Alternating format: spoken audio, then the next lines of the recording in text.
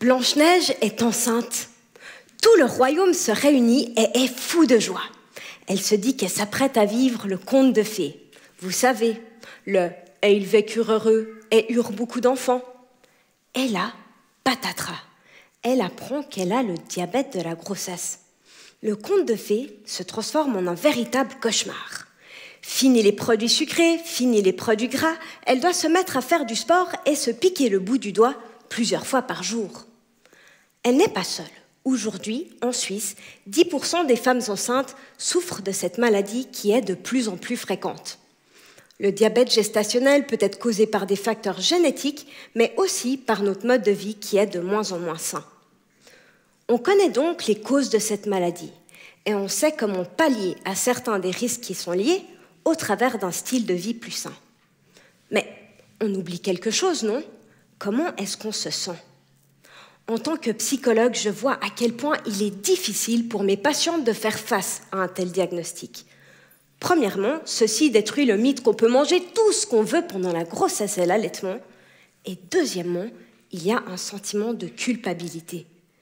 Mes patientes me disent par exemple « Mais à cause de ma maladie, mon enfant risque de naître en surpoids. Et moi, je risque d'accoucher par césarienne ou de manière prématurée.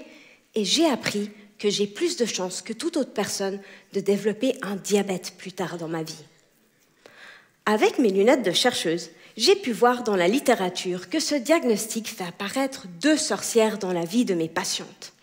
La sorcière stress et la sorcière dépression, dont souffrent 30% de ces femmes.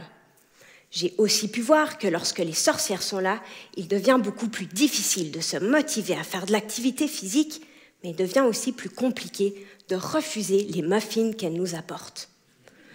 Donc comment est-ce que mes patients peuvent s'efforcer à passer un style de vie plus sain si les sorcières leur en empêchent? C'est là que j'interviens. Avec mon équipe, j'ai mis en place une étude afin de les aider à traverser cette période. J'essaye de voir quel soutien je peux leur apporter. Je cherche des solutions et j'offre des outils afin de bannir les sorcières stress et dépression de leur vie.